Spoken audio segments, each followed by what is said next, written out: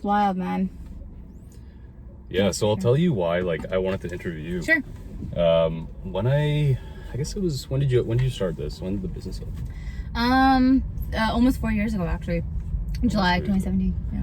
Okay, so around that time, I mean, I've always been into healthy eating and stuff, and that's kind of my company, right? But at that time, like maybe a few years before that, I'd really gotten into like more of a natural, like foods, whole foods, the ancestral health, paleo, all that kind of stuff, right? And they really emphasize using real ingredients, real butter, and not, you know, don't use vegetable oils and all this kind of stuff. So I started, like, when I was looking into it, I started realizing, oh, you know, things made traditionally usually use obviously they use it because that stuff didn't exist, right? And then it's actually healthy. Like butter was demonized wrongly for years by, like, you know, health authorities, doctors, everything. It was just based on a lot of flawed research. Right. So I had like my first good croissant like at a cafe in Vancouver, and there was this place I like to go, and around that time, so anyways, I was getting into like good quality food, good quality stuff. And I started dating this girl from Montreal, and she's like, I've never had, and she went to UBC for a few years. She's like, I've never had a good croissant in Vancouver. Really? In Vancouver, I was like, and this was like 2015. Yeah. Okay. She's like, I've only had the grocery store stuff, this and that. Yeah. I was like, oh, I think I know a good place. Like, I wasn't sure, but I was like, I've been going to this really good cafe. It ended up being at the time like 49th Parallel. Yeah, whatever it's called in Kids. So I took her there, and she's like, wow, it's actually really good. I was like, yeah. I'm like, I remember reading like, you know, they're like 60-70% butter if they're done properly. Yeah. And should be 80%. Or whatever, right? Majority of it. Majority of it. Yeah. And and she's like, yes, and I could actually taste the butter, so I figured it was good. And I could never eat a normal pastry after that. And then I could never eat like these cakes and stuff. We grew, like, I mean, this is Surrey, right? Like, we grew up eating grocery whatever, store cakes, and they're made with like so many ingredients. What happened?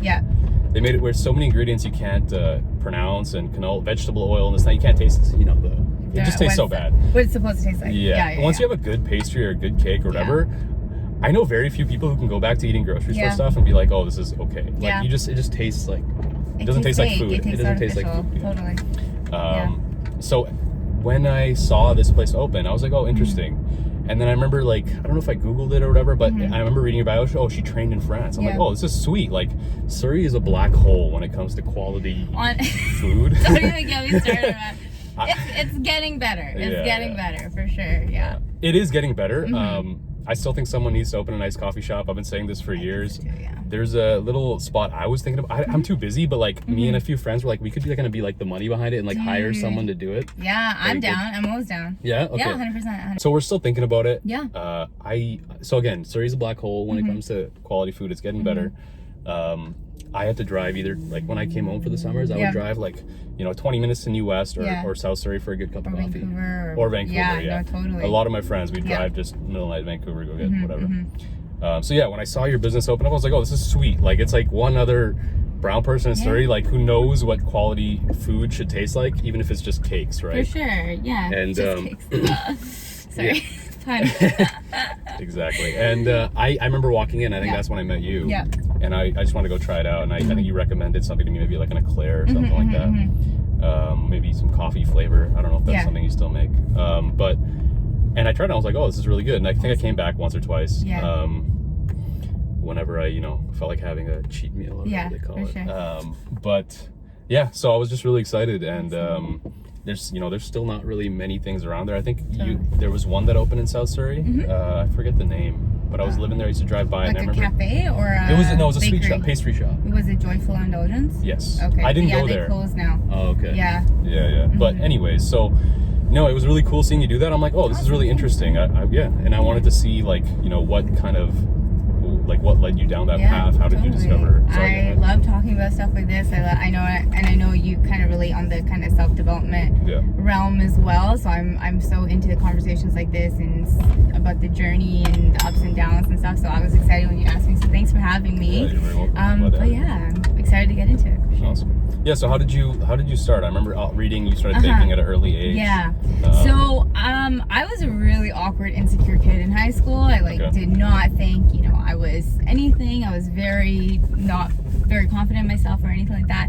And, you know, that isolation and stuff really kind of gnawed at my mind. Honestly, I was having like dark thoughts at 16, 17 of hurting myself, and just like I went through some real dark days for sure. And then I remember like watching Food Network and like Cake Boss, and I fell in love with it. And my mom, she saw this, and she's awesome because she always taught me and my sisters, like, rather than TV, like, you gotta get some skills in you. But to do that, she would bring us like craft sets and like sewing kits and like stuff like that we would like preoccupy ourselves with, right? And one time she brought home a cake decorating kit for me and my sisters. And then so this is around the same time where I first started watching Cake Boss and everything like that. So I started making cakes. My sister and I made a cake. She absolutely hated it. She thought it was the worst thing ever. Was it like a pre-made mix or whatever? No, actually it was a Betty Crocker or Duncan Hines mix. And then she brought like a decorating set, like the tips and everything like that. And we like followed a recipe on Google of how to make buttercream and all that good stuff. Cool.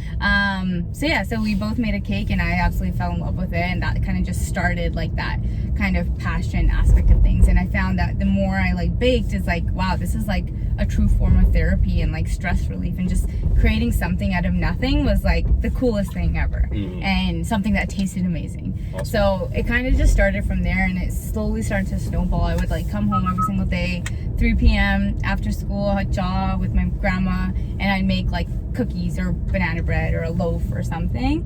And it just kind of became routine, and I like obsessed over YouTube tutorials of how to make this, how to make that, how to decorate this. So, and slowly just kind of built my skill set, quite self-taught in the beginning, and just carried forward that way. And at the end of my high school career, so this is like 17, I was kind of known as like the school's cake boss, and I would make, you know, the phospholipid bilayer and bio 12 into cake, and that was my project, my term project, or the periodic table of elements, things like that. I just like started to really like hone in onto my integrated cakes into everything. My term paper, 4th year UBC term paper, I argued with my prof, I convinced him that I wanted to do a cake for my term paper. He's like, fine, but you have to do like an oral presentation about it. Were you an art student or what? I was an art student, It's the only place that could happen. Like, no, it was Earth and Ocean Sciences. Oh, weird. That was the class. Well, I mean, Earth and Ocean Sciences. I know, that's like the cop-out class, right? But so I convinced him, it was on diatoms. And then I made a diatome cake and made an oral presentation, and I got an A- on that. And it was amazing. But so that just kind of snowballed into like channeling like creativity in that. And then fast forward like 4 years. So that was like 17. Fast forward to 21, completing my degree at UBC, and I was kind of like running a side hustle while going to school and just in my tiny little apartment. And then I kind of just became this monster that I didn't know what to do with. And when it came to decide like what I wanted to do with my life, I was like, do I go for my degree or do I go for, cakes? And, being brown, being a woman, it was kind of like, no, I have to go, like, in my mind, like, just the way you're growing up, right, in this culture. You're kind of told to not follow the traditional, and then I'm very grateful that, like, my parents have always been huge dreamers, and while they do value education a lot, they also value just the experience that gaining an education brings, and going for your dreams, essentially. So that's one of the questions was, did your parents kind of support you?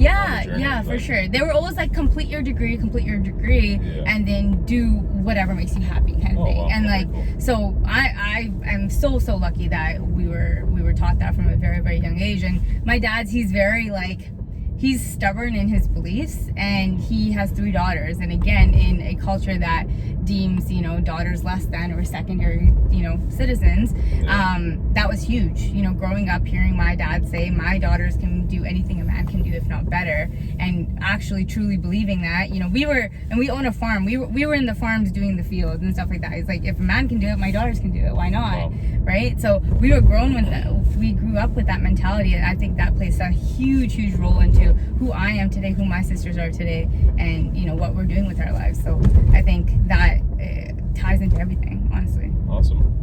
So it's good. You didn't face really much pushback. Trust me, I did, but within my immediate circle, no. Okay, so I'm really lucky in that sense. But definitely a lot of pushback from the community. Even my first cousin saying, "What the hell are you doing? You're leaving your degree to become a psychologist to do cakes. Like, no one's gonna marry you. No one's gonna take you seriously." Really? Wow. Oh yeah. Like, was this mostly your generation or a generation? Actually, I mean, my first cousins and stuff, they're like 30, 40s, like not so much older.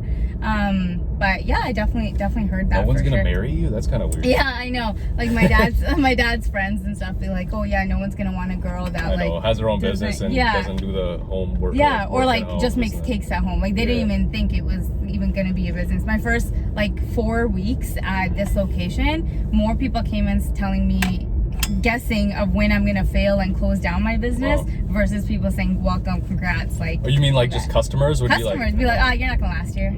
You're not gonna last. Who says that? That's so weird. Many people. Mostly Upper people. Mostly, all Upper people. That's what. So the funny thing is, when you first started your business, and it's a high end kind of cake shop. Yeah. Right? It's not like regular cakes. Totally. And I was thinking, I'm like, brown people pay this much for cakes? Like, okay.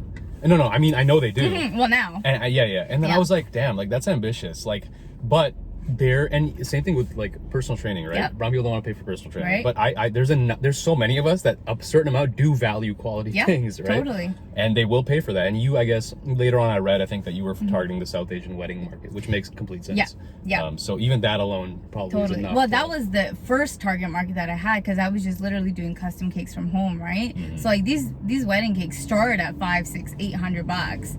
That's like starting price, you know. And back in the day, sure, it may have been a little bit lower, but I feel like I was one of the first like South Asian targeting who's wedding making cake it first? designers. Just like random caterers and stuff. Yeah, like bigger bakeries and stuff like that. Costco, like people didn't get like the big grand you know, cakes before. Like it's relatively a newer trend, at least here. I may be completely wrong about that, but from just what I saw and everything, and just seeing how the trends kind of went. But yeah, so I think also that that's your role as a business. You have influence on the market, right? At least on your local market or local community, you have influence there. And I do think that Just Cakes has had an influence on, you know, higher quality things, on for sure. you know, more bespoke, like kind of custom work, things like that. And then of course things kind of transitioned when I did open up the storefront. You know, now it's a lot more about like volume. Sure, high quality is definitely a value of ours, but it's scaling it and stuff like that. So that's kind of been the focus now. But yeah, I think it's up to the business to create value, right, and create connection and community, and that, and you know, reputation and your reach in that regard. Just revenue is a byproduct of it all. And so if you focus on your values, your quality, you're providing your customers with what they need. You're solving their problem. You're making your client the hero. I think then just the money will come, the sales will come. So did you see, I mean, you kind of broke the mold, right? And once you broke the mold, it was easier for other people to kind of follow suit. I think so. I think so, for sure. Because that other bakery, like we said, opened up. And yeah, totally. There's been lots of bakeries open up. It's incredible to see, right? Like, people going for their dreams, people pushing, you know, these societal, cultural barriers that, you know, we are brought up with. So it's really cool that a lot of people are like, and even if it's not baking, it's like makeup or whatever, or like writing, or any of these creative realms that we're not necessarily encouraged to do. I think it's really cool to see like kind of our generation come out and do these things, you know, something like this, like a podcast, and it's awesome. It's really weird that actually now that you bring that up, actually before we get into that, let me just check. All right, it's really weird that that you know, brown, like Indian brown people aren't really pushed into the arts anymore, even though I think in India, like it was normal, right? Like if you look at all the actors, right? Yeah. A lot of them are Punjabi, most of them. And they're idolized too, right? You know, all these, they're all Punjabi names, and I'm like, imagine if I told my dad or you know, I want to be an actor. I'd be like, you know what I think it is, though, and I talk about this a lot with my dad. I think it's just also the immigrant mentality and the survival mentality. I think it's like they know that the linear route of going to school, getting an education, it's more guaranteed. It's guaranteed sustainability at the end of the day. The thing is, it isn't, right? It's like it's not illusion anymore. Here. It is. But that's all they know, right? That's what they were told when they got here too. You studied psychology, right? Psychology, yeah. How many bachelors in psychology have like a good career? You have to do something. Oh my God, you have to do something onward. And even if you get a master's, you're barely making 6 figures. So it's like, what's the point? Like, the cost benefit isn't there for our traditional education system at all. Yeah. At all. So that's a whole nother can of words. But for sure. By the way, this podcast is originally called South Asians in Cars Drinking Chai. So I did make you some chai there. I don't know what you're drinking. It's water. Okay, cool. So there I'm down. It is there. I got my friend to make it. But yeah, he Oh my asked him God. to Is make there sugar in there? There is sugar. Can you drink sugar? Oh yeah. Actually, what's sugar gonna do in chai, dude? Yeah, I made sugar for the last. Sorry, go ahead. I saw that. I think it was a tweet or something that you said something about 1 teaspoon of sugar in chai. No, it was a meme. Yeah, that I made on Instagram. And yeah, no, totally. Yeah, no. I creeped you. But yeah, it's like Indian. If it's too that's sweet. okay. It's not a big deal. Okay. I bake for a living, dude. True. It So doesn't matter. Okay.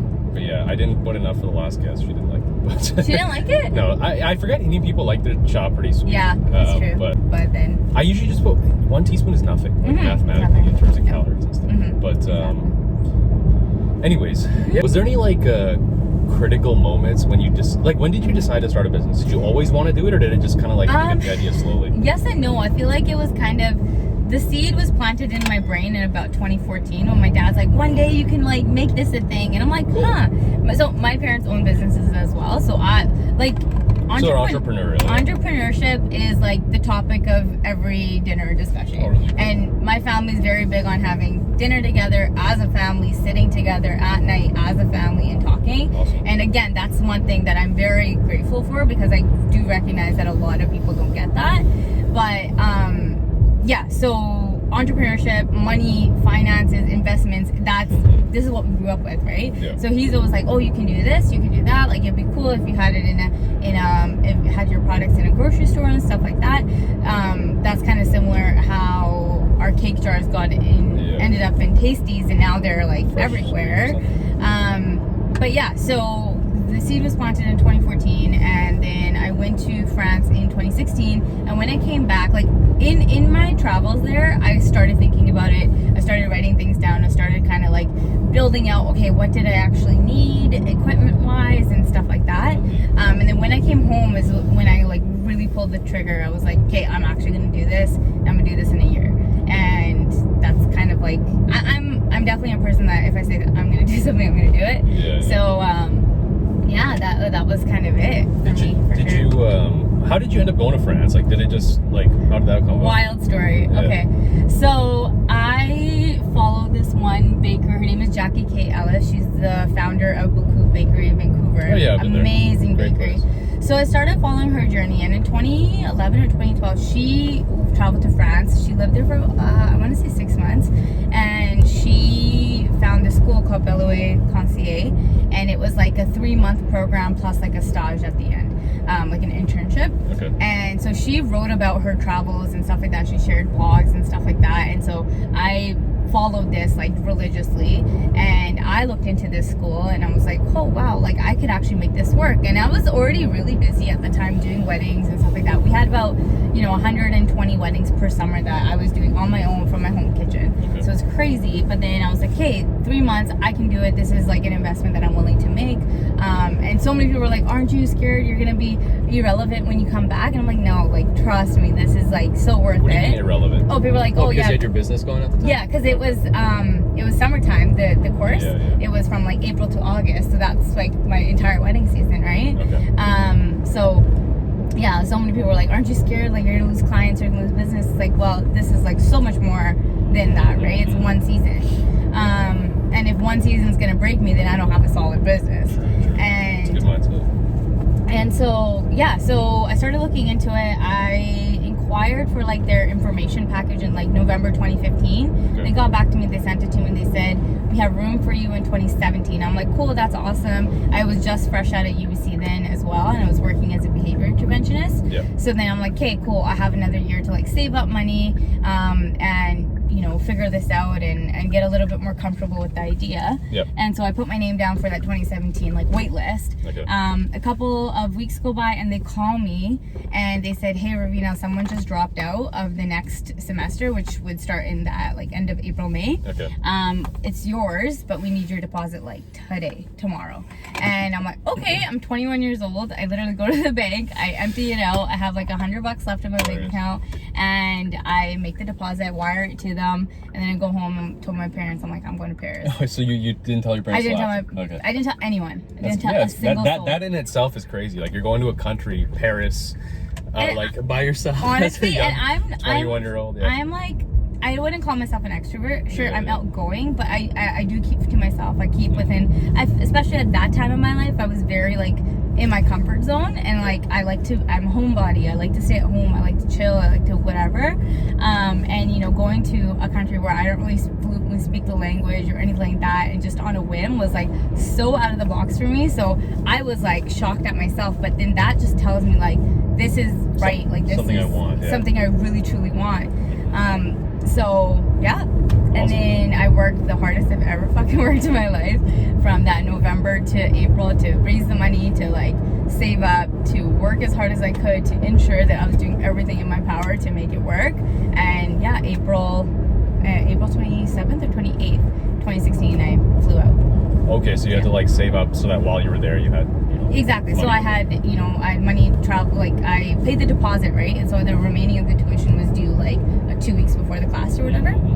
So saving for all of that, and you know, my living expenses and all that kind of stuff. So Paris is an expensive city, like more expensive than Vancouver in some areas, right? For so sure. Yeah, that's impressive. Because as a 21-year-old, like if you do something like that, usually people just like, hey, to their parents, like, can you like, you know, help me out while I'm here? And you decided to do it all yourself. My parents are awesome. Okay, so since I was they told me at 17 whether I wanted to go to UBC, SFU, wherever, I was moving out. They're like, you're moving out, you're not living at home, you're figuring out how to do your own shit. That's crazy for Indian parents. Yeah, the exact totally. opposite I hear. Honestly, yeah, because they're like, no, like if I kept you at home, what life skills are you gonna learn? You're not gonna learn how to do I know your laundry. 28-year-old that don't know how to sons do laundry. who have full-time jobs. Honestly. And their parents, like they want to live alone after marriage. The parents are like, no, why would you do that? Exactly. They coddle their kids, right? And then they have this like inflated sense of ego as well for some weird reason. Some, not all, but some just do it to appease their parents. That's true. But so my parents were definitely very adamant on that, and then I think that also is in part my Daya. So he's the one that came to Canada first out of like all their brothers and stuff, and he has two sons as well. Like I call them my brothers, my first cousins, and they did that too, right? So then seeing, I guess my dad seeing that and helping, you know, raise those kids too. We all lived together and all saw each other on a daily basis. You know, he was like, no, my daughters are going to do the same thing. They're going to move out at 17 and figure their shit out. And so that's what we did. Crazy. Yeah. So and because of that, I was also, you know, forced in kind of the hand to like make my own means, like make my own money and things like that. So that played a huge part of me wanting to fund, you know, the whole Paris trip on my own. So yeah, I mean, they helped me out. They're willing to help in anything, but I think it's just a sense of the value of the dollar is also the value of hard work that was instilled at a pretty young age for all of us. Awesome. It's rare to find. I mean, there's a lot of small business owners, but every small business owner, even my dad was a small business owner. They still like, they know how hard it is to start a business. A lot of them are just like, just find a job, like work a job. And totally, the headache, right? Right. It's just like, just get a job, get a good degree, become a doctor, this or that, and again, it comes back to the guarantee. Yeah, exactly. Some sort of this guarantee that's out there, right? My dad tells me all the time, like the first 4 years of their owning their business, they almost went bankrupt. But like now, they're chilling. They're you know, they're in their early 50s, both my parents. Oh, that's young. And pretty young, early to mid 50s, and they have 3 successful businesses, and they go to work at 12 and come home at 5, and they're chilling. Awesome. You know, so now they're doing what they want. They love their life. So seeing that, it just makes me want that, right? Yeah. So building your life the way you want it to, and sure, I may work really, really hard, but that may not be long term. For me, what I see is like in the next 5 years, I plan to just be managing, right? And I'm already kind of in that. I'm like, I'm able to step, like right now, I'm able to step away for 2 hours and not worry about what's going on, right? I know I've trained my team well enough, I've equipped the business well enough to have systems in place where shit's not gonna hit the fan without me there, and that's like the entire goal. Yeah. I mean, yeah, so for sure. I think I tweeted about that too. And I was like, you know, hiring employees, even if you make a little bit less, you don't have to do it all yourself. It's just like, it frees up so much time to like just focus on growing the business or whatever you want. And really. to do other things, right? You have to be important. You have to be valuable in your business, but not important in terms of day-to-day tasks. Yeah, in terms of the front lines of your business, right? That's true. Like, be valuable, be extremely valuable, but not important. If that makes sense. I know that like kind of trips people out, but it's like, no, just like be valuable instead of like you need me for every single task. Be valuable, but not crucial. Not crucial, exactly. Yeah, that's actually a good, better way to put it. Yeah, for sure. So another reason I wanted to get you on the podcast was because I discovered you had this, like, I always had in the back of my head when I started. I was just looking at local, you know, successful South Asian business owners and this and that, people doing cool things. And then I saw you had your own podcast. I don't even know how I found it. I think I was on Twitter and I was not many people are on Twitter, right? No. You're probably one of your friends, like, honestly, like not a lot of, like, the people I connect with on Twitter are like not even people I know in real life, but I think some random guy followed me, and then when I clicked to see who it was, 'cause I don't actually use Twitter much. I'm mostly just to consume information. I was like, oh, I know this name, and then I clicked on yours, and then you started tweeting, and I was like, oh, she has a podcast, cool. And then I started listening. I'm like, oh, this is all like similar topics to what I'm interested in, right? Awesome. And it's mindset, and it's business and entrepreneurship and success and all that stuff. So then I was like, okay, let's and then I think I responded to something completed, and we got it going. But basically I wanted to know, did you get into this whole self-development stuff before or after you started your business? After, definitely after. 2018, end of 2018, so this is my second year of business. I lost a shit ton of money, dude. I'm not even gonna sugarcoat it. Like, so much money over stupid mistakes that I made. And that I literally went into 2019 with $900 in my bank account, and my payroll is $20,000 every 2 weeks. So I'm like, how the fuck am I gonna make this work? Like, that was like my like rock bottom, hit the fucking panic button. Like, it was, it like gives me like anxiety thinking about that. I was at Brown Social House when I opened up my bank account. I was like, I need to fix something. And so basically what I did was, okay, I'm gonna get a business coach. And I had a friend at the time say, hey, like, think like self-development, you know, business coaching or restaurant coaching at that time, especially geared towards the hospitality industry. I'm like, okay, maybe this is gonna work for me. And keep in mind, I had like no money, and this coach was charging me like $2,000 a month. And I'm like, fuck it, I'm gonna do it. At the same time, I got invited to a seminar for a like more, sure, it was business development, but also personal development as an entire like 2-year program. And that ended up being like $24,000 for the 2 years, so $12,000 a year. Another $1,000 a month essentially. And I'm like, screw it, I'm gonna do this too. And I'm like, I just believe that this is gonna work for me, and I will make up the money somehow, some way. And literally within the next 2 weeks of me signing both of those things, I got a major contract with Fresh Food, and that was like guaranteed income weekly, you know? A grocery store chain. Exactly, you know?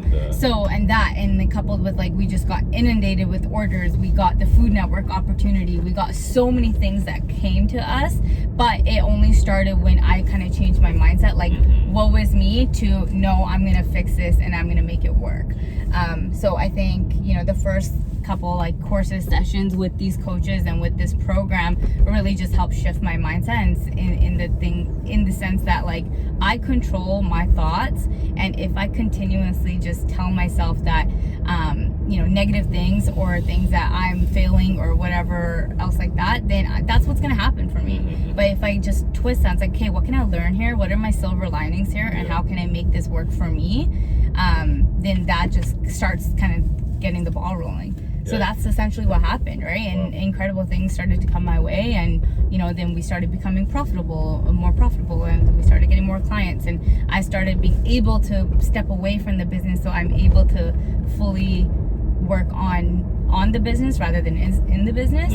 And that was a huge game changer, and that's when I kind of really realized how much I love business, and I love systems, and I love figuring shit out and problem solving in that regard. And so that kind of just like lit up for me, for sure. Awesome. And it's crazy how that happens, right? Because it didn't even happen because of the business coaching. They didn't teach you something like, oh, that got you sales. It was more that you kind of attracted that into your life, and it kind of leads us into what we'll talk about later with all the you had a recent podcast on manifestation and what's the other thing, law of attraction. Law of attraction. And it's crazy that once you just make that shift and you start making decisions to invest in yourself, and this reminds me of The Alchemist, where it kind of just like the universe starts helping you. It does, right? You took a big risk, and it paid off, not even because of the risk. It was indirect. It was like, it paid off just because you decided to change internally. Of course. If I took that program, and the funny thing is about Law of Attraction, that program, that seminar for that 2-year-long consulting program, that was introduced to me probably 8 months before. And they continuously were in my emails, come to the seminar. I put it off. I'm like, I don't need this shit. I don't need this shit. And then after I lost all that money, and come January, I got sent another seminar invitation. I'm like, I'm just gonna go. And that's what started everything. So it's like, it's incredible, like the timing, and just when you open yourself up to that, then the instances that may have seemed just like mere instances in the past are actual incredible opportunities that are there for you to take. Do you think a lot of people get stuck at that point? Like, there's this thing known as the hero's journey, and it's a common I don't know if you've heard of it. It rings a bell. It's a common theme. It's by this guy named, I think it was Joseph Campbell. He noticed a common theme in all these stories. We like all the movies, everything that has a hero in it, it all follows this very similar plot. And one of the things is a call to action. And a step that some characters go through is a refusal of the call. Like, there's something in, like, usually it's like, someone is like, hey, you can go on this quest or whatever. So do you think a lot of people like get stuck at that point and they just never make that crucial jump, which could have had to start that waterfall, that snowball effect? I think so, because I think people just like are, one, afraid of what they don't know, and what they don't know can happen for them, and two, just people are like non-believers at the end of the day, right? Non-believers in themselves. And that may sound like super fucking fluffy, but it doesn't matter. It is what it is.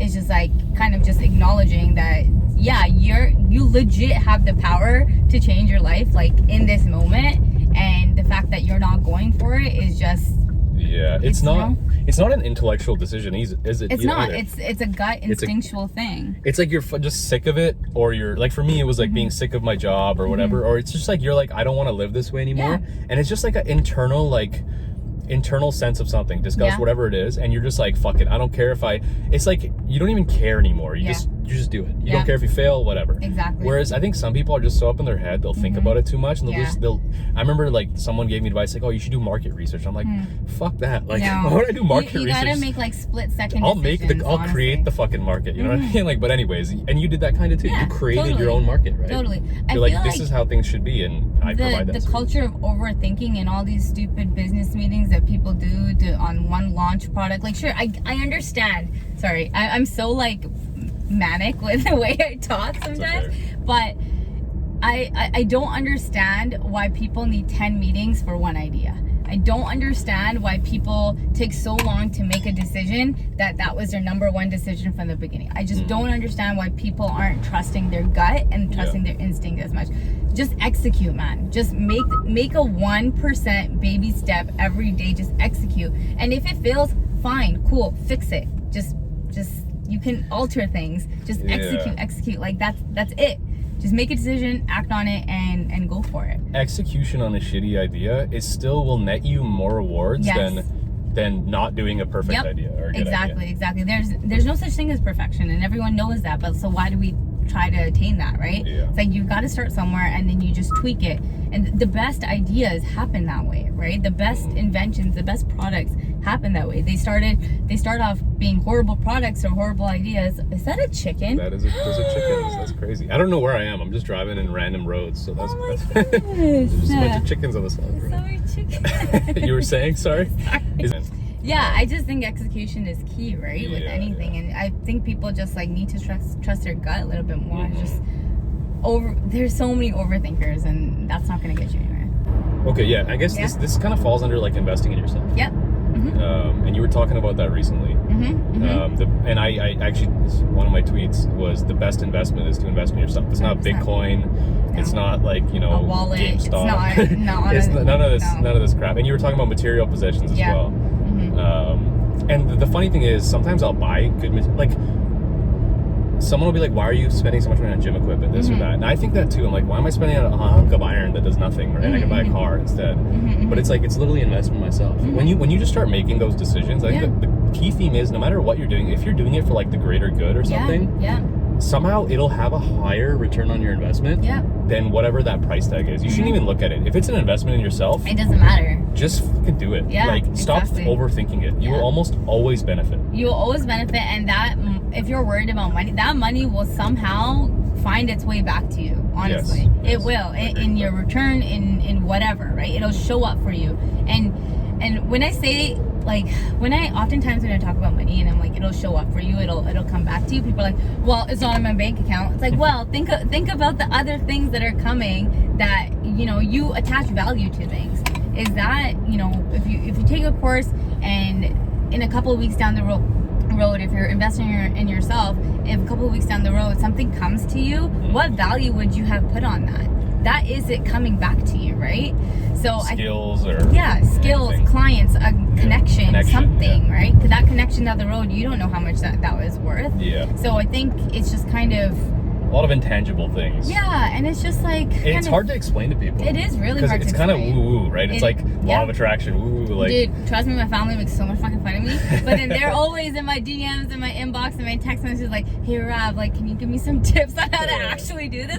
I'm like, yeah, read this, read that, right? So I think everyone has their time that this is actually going to come. There's going to be a time in everyone's life where there's going to be an opportunity for them to actually grasp things like manifestation, law of attraction, self-development, all of this stuff, and it's up to them to take it, right?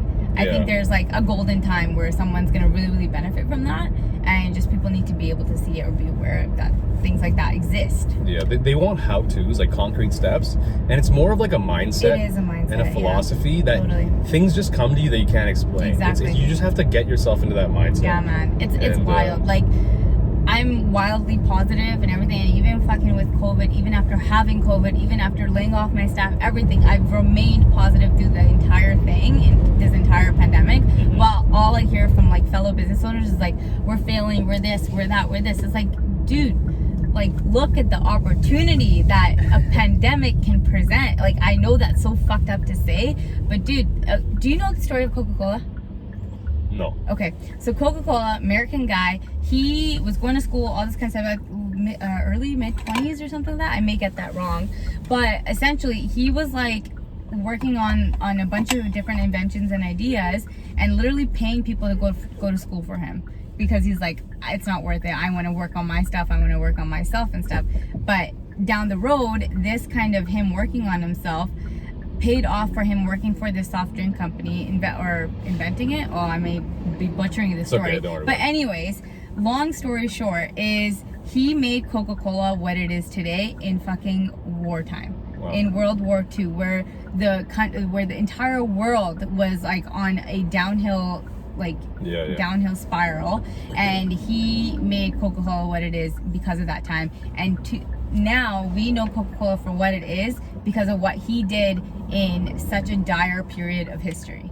So it's like it's up to you again to see value in hard moments, to see silver linings in hard moments. So when people say, or when people like complain about their current situation, I'm always like, whoa, sorry, that scared me. I'm always like, well, okay, look at your mindset, man. Like, you're making it this way because of the way you're thinking about it. And it's okay. But yeah, at the end of the day, it's just like how you think about things and how the value you're choosing to see in things. If someone chose to see value in the time that they earned, in the opportunities that were given within COVID, it would be a much different story.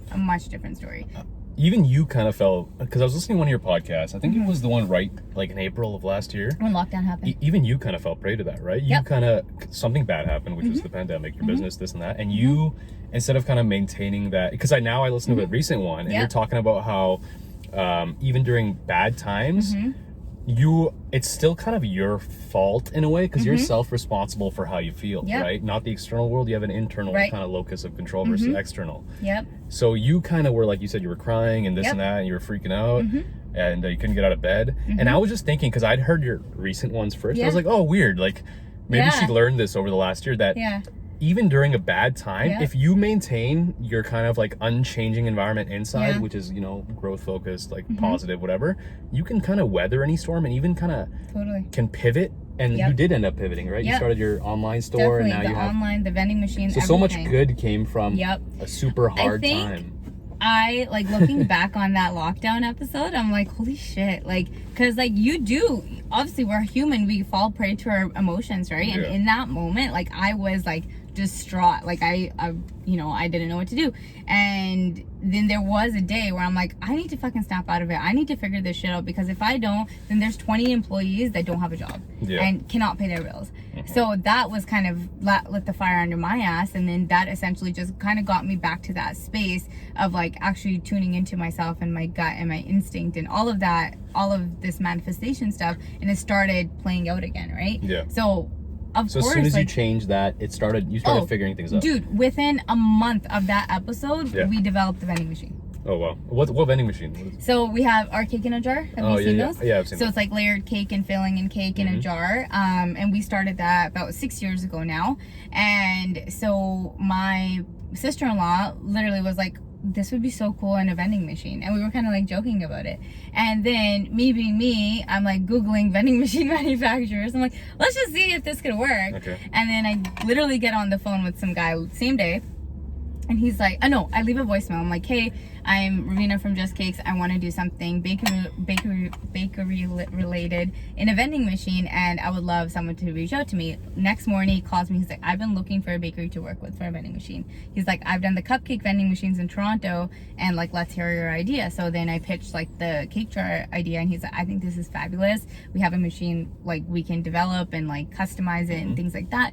And I'm like, let's do it. So then we did a bunch of like prototypes and all that kind of stuff, and then we had the machine in September, and we then did like a trial launch in Willowbrook Mall in Langley. And it hit, right? But if the pandemic never happened, I would not have the vending machine. Yeah, that's really cool. Right? It's crazy. So again, so many opportunities presented themselves. I was able to work with a big company like Hershey's during the pandemic. Oh, did you? Yeah, so we did like virtual online classes and stuff like that with them.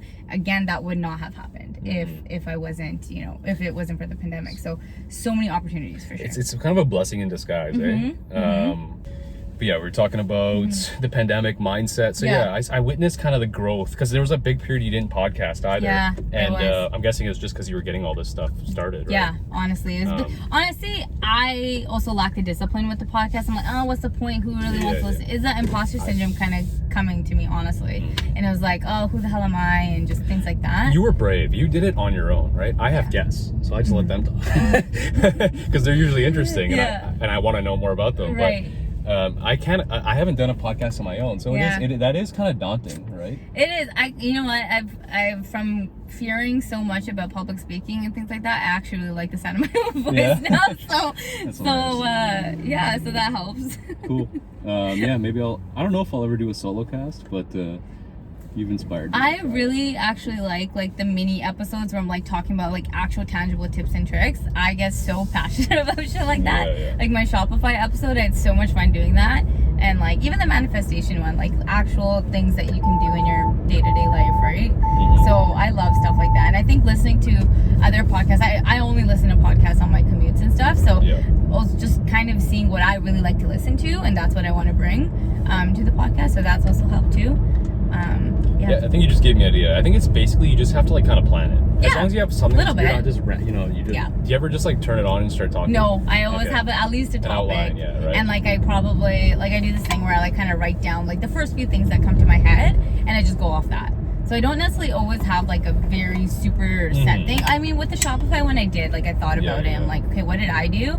And then even the manifestation one, I had like some main bullet points, but yeah, most of them I just have a topic, and like I have a couple notes that I want to say, and then I go off that. Okay, cool. Yeah, I think that's what I'm gonna do too. It's like any goal. You break it down incrementally. You take the first step, and the rest starts coming a little bit easier as you go. Yeah, but I definitely want to have more guests and stuff. I'll have you on mine. If you want to, yeah. There you go. You can read my, I don't know if you've seen my website. Basically, the way I started my business was I started writing some articles based on things I'd noticed.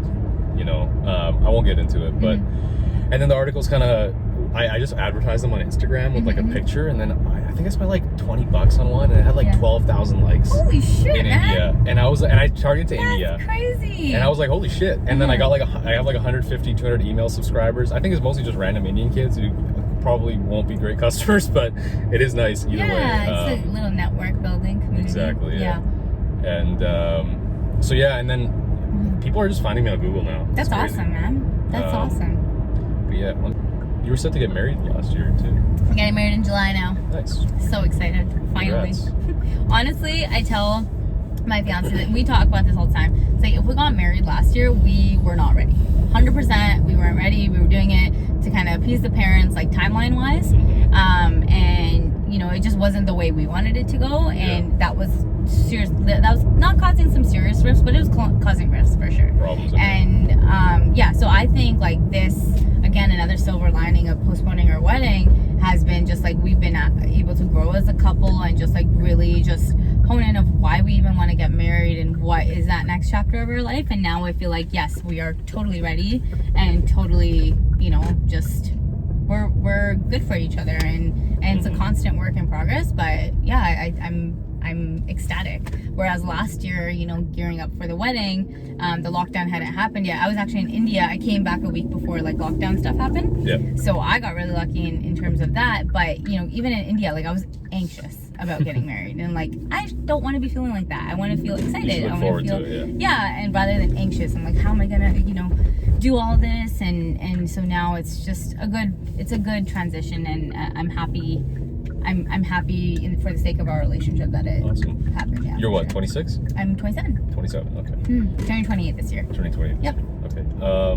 Yeah, that's cool. I mean, you wouldn't have started all this stuff either, so it all works. It all works. It works out the way it works. You gotta believe in timing, right? And like. Yeah, it's like. Do you ever get the feeling like whenever you're like trying to force something that's not happening, do you ever just like let go now? Yeah, like, it's not 100%. I'm like, nope, it's not meant to be. It's like whatever. If it was gonna happen during this time, it will happen during this time.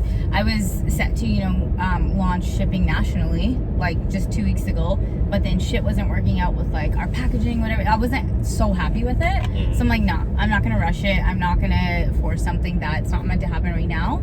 And then, you know, maybe in a couple weeks, couple months, it's on the trajectory to happen this year for sure. But I'm like, okay, when it's gonna happen, when it's right, like I'll know, and I'm just trusting that. So yeah. Cool. Yeah, I get the same feeling. I'm very like naturally. I don't know. You seem like a more of a grind and hustle type entrepreneur. I am, definitely. And I'm like the exact opposite. I'm like a lazy, you know. How so? I just do whatever I want whenever I want. And the thing, goal, man. The good thing is like I have good habits, so like I never feel like doing nothing. I'm like, so I don't force myself to do anything, but I'm like, I'm sitting there, it's like 5 o'clock, I can watch TV or I can go rock climb. I'll be like, I'll go rock climb, right? I think that is, I mean, you may define that as lazy and I do what I want when I want, but I see that as just like you just programmed yourself to have these good habits. It's more like I let go of my bad habits. You know what I mean? I don't know if you're still. I got bad habits, 100%. Yeah. So it's funny because it came about because I was lazy, and I was like, why am I? So let's talk about this whole self-development mindset, right? Like, there's a million things you can do. There's always like a book coming out every few weeks, like the best way to have this morning routine, or you know, the best way to wind down before going to bed, or you know, this is the best diet, or this is the best workout. There's always like some how-to. Yep. And after like a few years in the self-development world, I was like, man, like I'm just kind of like.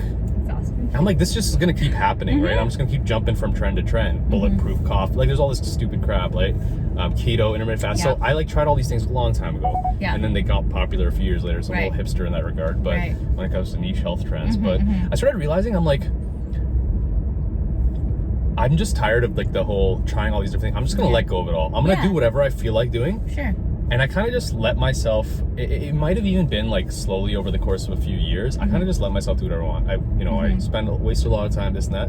Eventually I was just like, I'm sick of this. I just feel like working now. Yeah. And I just started working. That's amazing, man. So, I wish I could have that kind of mentality. Yeah. So there's two ways, right? You can force yourself to do stuff and then let it become a habit. Right. And then that's what you're saying as in like your program now. Right. Or you can just kind of you can just let yourself do it, let go of all the bad stuff, and then all that's left to do is good stuff, right? That's true. I feel like I don't know, maybe it's my personality. I have a very obsessive I do too, yeah. personality. If I start a TV series, I want to finish it. And you want it to be like fucking the best thing ever, right? Yeah. So I don't know, I have a really hard time of, I guess, so tunnel vision, man, and that's one thing that I'm working on, and I'm actively, you know, trying to be a better person in that. Like, I forget about everyone and everything. It's me and my task at hand, and that's not the healthiest way to be a good leader, be a good, you know, wife, sister, daughter, anything, right? And I need to figure that out, and just you're wearing a lot of hats. I know. You're going to be, you know. I know, yeah. So it's like, how do you balance it? So that's definitely been a struggle of mine. I mean, over the years, I feel like my habits have morphed into, like, I guess it depends on what you consider a good habit or bad habit. If you talk to another hustler, you're like, damn, you're full of good habits. But if you talk to someone that's like, okay, more well-rounded, it's like, that's probably not the healthiest thing for you to do, right? Like, staying up till 4 a.m. to ensure that my inbox is at 0, that's a little... You do that? Oh, yeah. That's crazy. Yeah, like, I can't sleep if I haven't, like, I don't care if it's spam. You need an assistant. I know, I'm actually actively looking. Please contact me. Yeah. I have 2 admin assistants, but then they're very part-time. So, so maybe it's time to hire someone a little bit more regular. So yeah, that's kind of where I am right now. But I can feel like I'm just on that cusp of, like, I'm gonna have a lot more time to myself soon, and I know what I need to do. So now it's just like actively putting it in place, and it's already reaping the benefits. Like, again, like me taking 2 hours out, you know, to do this, to do cool shit like this. I'd probably do something like this, you know, either talk to someone or go for coffee or whatever once a week. And then that's kind of like the way I kind of like re-energize my brain and or whatever, right? I wouldn't be able to do that if I wasn't actively working on kind of creating that balance. So I'm just happy that I'm doing it now, and, you know, actively working on making my life the way I want it to be. Just being a little more like balanced. Yeah, for sure. Like, I told my team, it's like, I only want to be hands-on working 1 to 2 hours a day. Awesome. Only expect me to be there for 1 to 2 hours a day. And if you are relying on me for something, let me know what that thing is, so we can find a replest, or we can find a way that you're not relying on me, right?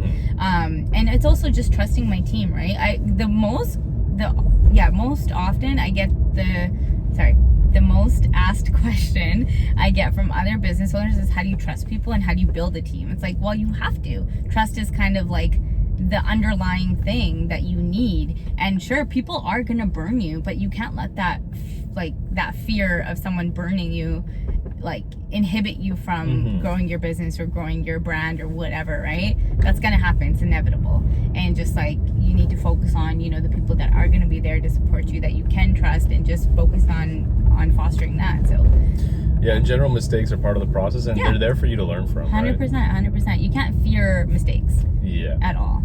So like, I hired my first coaches recently, and they're just part-time. That's awesome. And they're just like, one of them was a former client, and one of them was a old friend. Yep. And are you more able to talk to the friend or talk to the former client?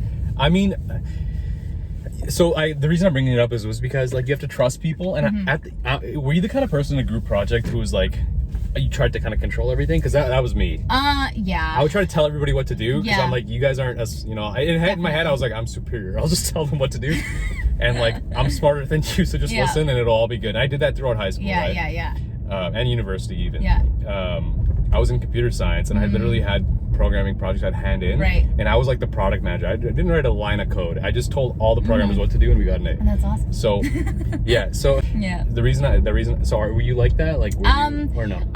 Yes and no. Like, yes, to the point where I would definitely take leadership, but I may have not been as assertive, like, you do this, this, and this. I would be like, fuck it, I'm just gonna do it. And like, I found that that too. I found that habit, like, within like my business too. Even like, I was very much like that in the beginning. I'm like, I'll just do it, leave it for me. I'll just do it, leave it for me, right? Because I was a perfectionist. I was micromanaging everything. Then I started like, no, I need to scale the business. I need time away from the business to work on the business. And that's when I started delegating and figuring that aspect out. So that's when kind of my role as a leader started to like morph into something more. But then after the pandemic, I found myself, or like during this pandemic, during lockdown and everything, I found myself going back to that, because out of kind of guilt and feeling bad for my team, it's like, oh fuck, like they're there for me during this lockdown, so I need to, you know, do as much as I can. So that's when my 20-hour days started again. I'm like, this isn't sustainable. So I feel like I've been yo-yoing, but now again, like I'm in that mind frame that I'm like, no, I need to actually truly delegate. And you know what's really cool? That like the leaders in my business, like the supervisors and managers, their goal is the same as mine. Like, how do we get Raveena out, like, of the business? And just the other week, I took a trip to see my sister in Kamloops for 3 days. And I was like, you guys you're gonna handle it. And I didn't get a single call. I didn't get a single complaint, nothing. And their numbers were better than if I were there. Awesome. So I'm like, fuck, I'm gonna leave more often. So. Yeah, that's great. Yeah, it's trusting other people's heart. It's hard. With your baby. Definitely. And not wanting to do everything yourself. But it's seeing bigger picture, right? And just making sure, that's where company culture is so huge, right? And I think a lot of CEOs, a lot of entrepreneurs forget that. And there's like, you need to cultivate an amazing culture that people are going to value what you value. You want to enable them to be almost entrepreneurs in their own 100%. Right? If they should be able to replace you. Yes. That should be your goal. And then and empower them, right? And if tomorrow they leave and go work for another company, that's fine, but you just built an amazing character. And that there's a lot of value in that. So I think people just need to kind of detach their ego from their, like, detach their ego, essentially. It's just like, there is a fine balance between humility and ego, and that is a huge part of why people can't trust each other in business. Yeah, I agree. So yeah, after listening to your manifestation, the more recent one, where you kind of, again, changed your kind of internal environment so that you could cope with the pandemic and whatever, and make the most out of it. I kind of got I don't know if you agree with this, like, you are kind of, it's the idea of self-responsibility. Like, anything that happens in your life, more or less, most of the time, it's kind of like what you are bringing about. Extreme ownership, honestly. Yeah, Extreme ownership. You read that book? Great book. I was just listening to Jocko this morning, and psychological warfare and everything like that. My friend, he's awesome. I've done an episode with him, Jag, and he just, he literally wakes up to Jocko's, like, get to the gym, or whatever. 4:30, whatever it is. So that guy's wild. But and I was listening to Andy Frisella's and Jocko's episode this morning, and dude, shit just clicks. Actually, I listened to it yesterday, and I listened to the same one today, and it's just all on leadership and just extreme ownership on everything, right? And the dichotomy of leadership. That's the next book I'm reading for sure. Yeah. So this extreme ownership, I guess it's part of that whole internal dialogue you were talking about. It's like, do you think people are born with this? Or do you think it's like more of a nature thing or like a nurture thing? Like, for you, was it natural to do that? Because for me, to a degree, it was. Like, maybe it was just because of the way I was raised. Like, I always just kind of believed in myself, right? I don't know if did yours come about more gradually? Honestly, I think gradually. I think so that's good, because it means anyone can cultivate. 100%. I truly believe that. I think I played the victim a lot. Honestly, if I'm super honest with myself, I played the victim a lot. Like, why me? Why this? All of that kind of stuff. Why don't people like me? Why am I this way? Why am I not this way? I think that was a lot of my, adolescence to even early adulthood years. And I think it wasn't until, honestly, I kind of keep going back to that 2018, like losing a bunch of money. I think it was up until then. I'm like, that's when So you were already an entrepreneur, you're already a business owner, but you still kind of had a little bit of a victim mentality, Oh, 100%. I remember in my first year, I had a big contract and we fucked up. And the client was angry, and I tried to argue with the client of why they were wrong. I'm like, no, this is black and white. I fucked up. I need to take ownership. And I think just having, conversations with yourself and just like working on that kind of, it is a skill, 100%. And it's just like, it also humbles you in a second. And people don't like to be humbled. People like to be inflated and, validated all day, every day.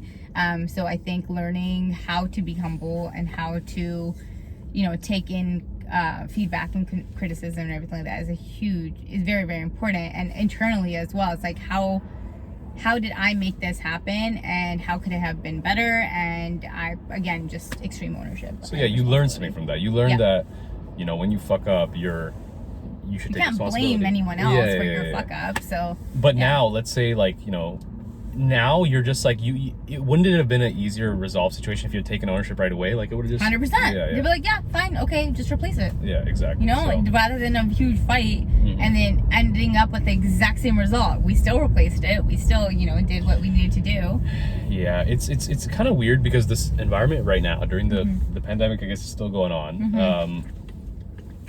Don't you see a lot just in society in general, like a lot of, oh, 2020 sucks. This, you know, a lot of kind of just victim mindset. Yep, sucked for you.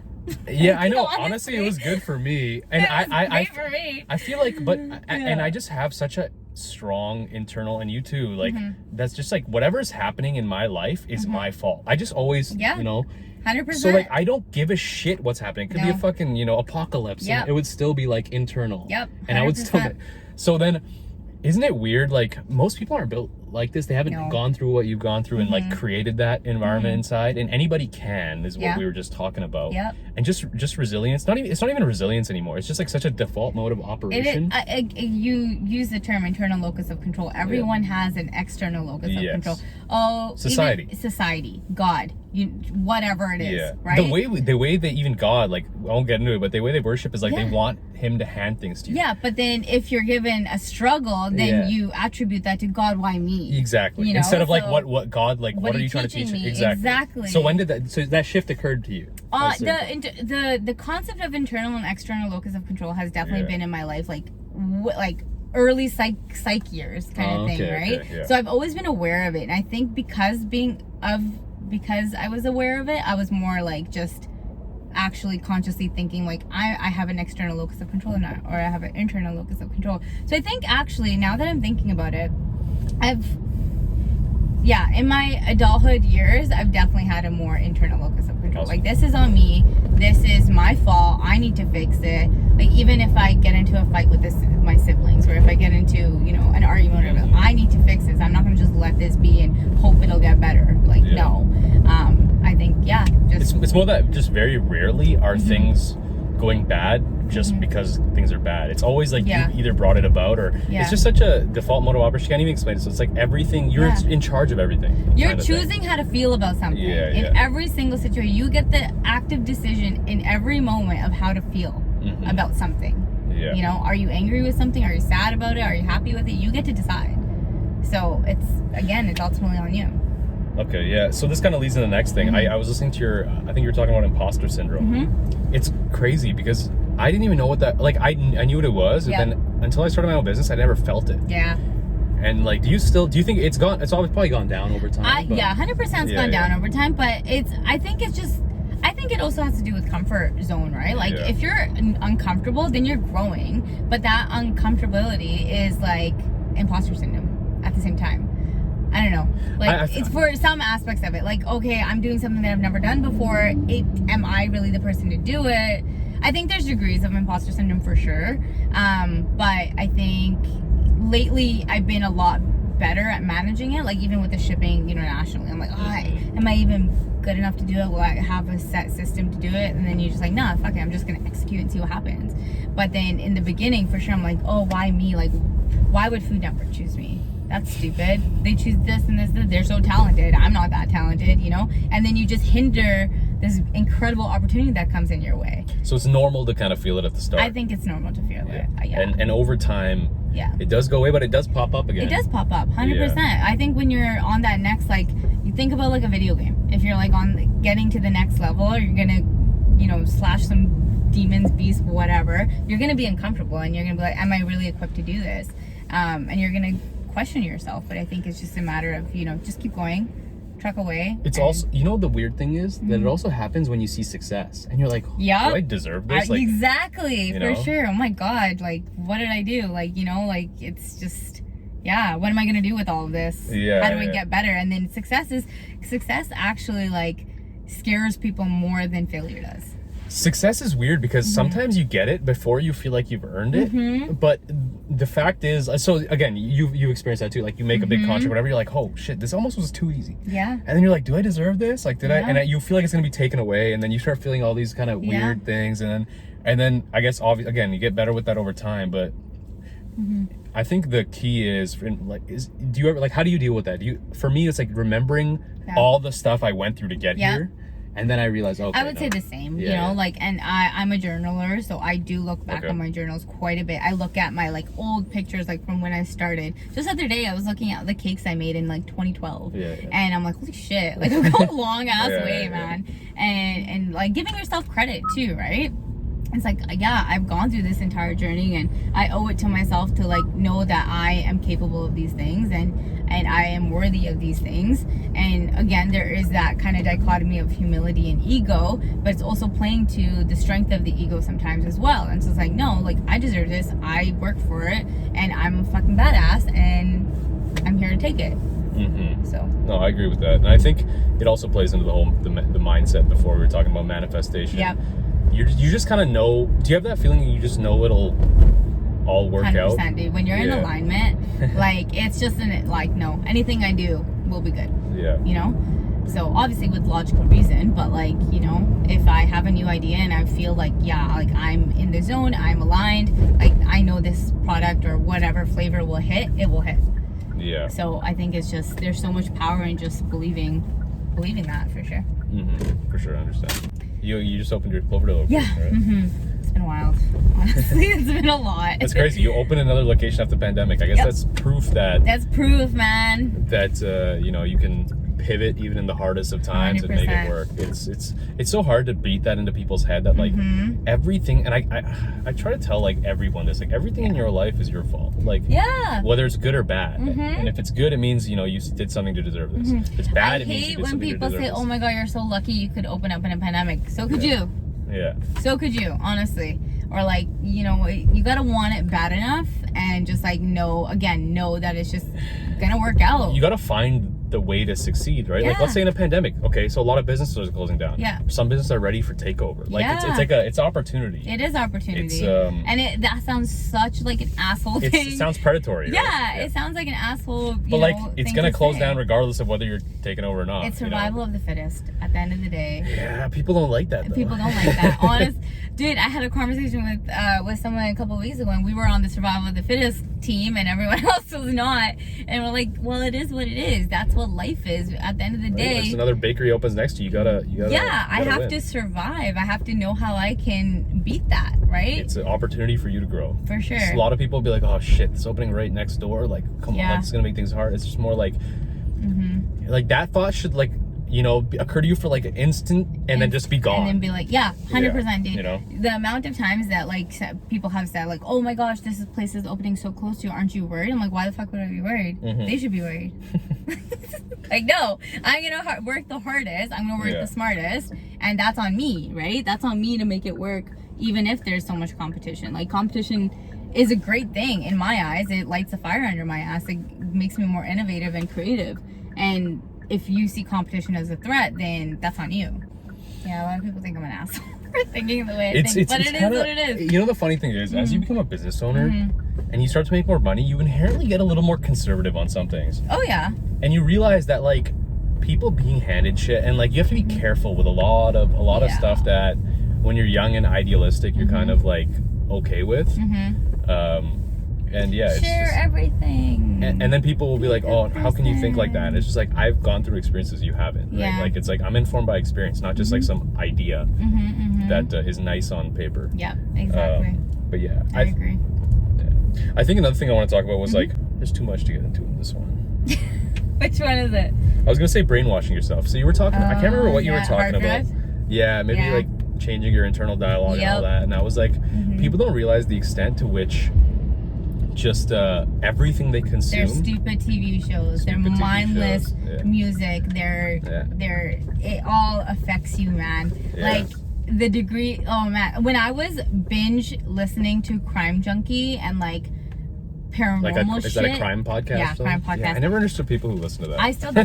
I still do. I never understood. I was like, why would it? Twisted that way. Yeah. But I limit myself to one episode every week or two. Okay. That's it.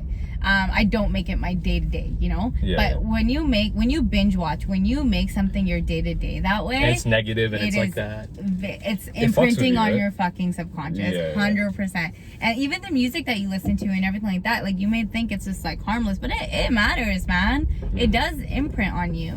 I think movies and TV, I think, have a little bit more of a lasting impact on people just because it's visual and you're kind of targeting more than one sense at the time. But yeah, I think so the 100%. reason I asked that is when people want to be successful, they want to start their own business, they don't realize it's not just like you're starting, but you're changing your whole life. Yeah. And you need to kind of change everything about yourself if you wanted to succeed. I think that's the main thing. Totally. Listening to you was more like you have to act as if. Yep. Right? Act as if Fake you're it already... till you make it, until you get to that mindset. Listen to what successful people listen, you know, or hang out with the people that successful people listen to. Be the dumbest person in the room until you're not the dumbest person in the room, then find another room where you're the dumbest person in the room, right? I didn't listen to that one yet. It's one of my favorites. Okay, but yeah, I think it's just I think your hard drive, your subconscious has such an influence on your day-to-day and just like who you are as a person, and you owe it to yourself to feed that hard drive with the type of person you want to be. No, right? I get it. So before you started your business, a lot of people are unsure. Like I don't understand that paradigm of like starting a business and being like, I don't know if this will work. It's like always like when I started, I was like, I know this is gonna work. Didn't you have that kind of like certainty or like somewhere? I 100% have the certainty, because like I just know how hard I'm willing to work, right, for it. And like, sure, if there's a point in the future where I'm like, hey, this doesn't make sense, then I'll be comfortable with the fact of letting go or leaving this behind. But I will have the satisfaction of knowing this worked for a period of time, and I knew that, and I did it justice, and I put my all into it. But at the end of the day, I don't think that's ever going to happen. But there is that certainty of like, this is going to work because I know how hard I'm willing to work. I know that I want this bad enough. I know this feeling and that I have in my gut is telling me something, so I'm going to go for it. Yeah. Like there's no other, like, no. It's There's just no like other option. No option to fail, really. No option to fail. And at the same time, it's like you don't even let yourself think about it. No. It's more like you just you don't let yourself think about it. It's just like you just do. Again, it's execution. Exactly, right? exactly. You can't like bother yourself with all the noise and bother yourself with all the what ifs and the what if this doesn't work out? It's like, well, what if it does? Right? That's another what if too. And now you drive by your business, you see, you're not even there, and it's people there's are a coming lineup. in and out. There's a lineup. It's crazy, and we're in two actual brick and mortar businesses, especially in a time where people are saying brick and mortar is dead. No, it's not. Yeah, that's crazy. You started your own brick and mortar business. Honestly, in a place where it's not cheap to lease. No, it's definitely not cheap. And just like kind of proving, that anything that you just execute on and you put the time, energy, and effort in, it will work. Like it's just the energy that you're bringing to that. So, I think that's been a huge kind of reason why like I want to do my podcast and things like that and share this information, because I think that like hyper positivity gets skewed in a way that like it's so fluffy and so whatever, but positivity isn't necessarily butterflies and rainbows, right? Positivity is just knowing that there's a lesson and opportunity in every single moment and situation, right? And that's all it is. And if you're able to just shift your mindset to be able to be like, I learned this from this, and this opportunity presented itself from this, and sure, I fucked up here, but now I'm not going to do that again, and now I know better, then that's incredible. That's amazing. I think people just get stuck into this like cycle in their head, like, woe is me, when it rains it pours, shit like that. Like it's ridiculous to me that people think like that. And I think people need a wake up call and just know that they're able to have this superpower of positivity that can aid them through everything. Yeah, it's very hard to start, and it's hard to explain this stuff because you got to kind of experience it. I think the main thing I wanted to like finish on was and it was kind of dealing with this whole pandemic. You're better off because of the pandemic. 100%. Yeah. 100%. You have a location. You're doing more sales overall, I guess. Or dude, like I had my first six-figure month last month. I didn't even in my peak wedding. I was doing 12 weddings a week. I still didn't have a six-figure month. Crazy. Now I have a six-figure month. Because of e-commerce? Or because of e-commerce, the second location, because of wholesale, because just like being smarter, honestly. And this is the most amount of time that I've been hands off from the business. Yeah, sorry. This is... That's crazy. Yeah, I've been hands off from the business. I'm moving 6 figures. You're focusing more on the bigger picture. I am, right? It's not like you're just sitting on a beach in Hawaii. No, like, for sure. I mean, one day. Yeah. But, you know, it's just about streamlining and being smarter, working smarter, not harder. That's a huge thing, too. And just like, you know, you did the hard work, now you got to work smart. Yeah, for sure. And work on the business, right? And just realizing, you know, what's working, what's not working, and just adjusting and not being emotionally attached to things. I think that's been a huge thing too. Like, I don't get upset if someone isn't happy with their order. Cool, okay, how can we fix it? You know, it's like, it's not an attack on me. It's just, that's fine, that's okay. It's almost like dispassionate. It's more of a, again, the main thing is like a problem solving mindset. Yeah, 100%. Right? We were talking about that as well. And everything. It's just, these are all just little problems that need to be solved, and it's up to you to solve them. That's it. Yeah, you don't get it to overly attached to it. It's just like, this is something that, it's just having that default mindset that whatever gets thrown at you, you'll handle it. Yeah, 100%. Right? And you can pivot and you can make it work. Definitely. I think that's the main thing I want people to kind of get from this. Definitely. But yeah, it's a good place to end. Yay! That was a good podcast. Thanks, Thank you for man. coming on. I appreciate it. This is so good. Okay, perfect. Do you want? I can bring you some jars. You want some jars? Or pastry? Yeah, sure. I'll come grab a pastry. Awesome.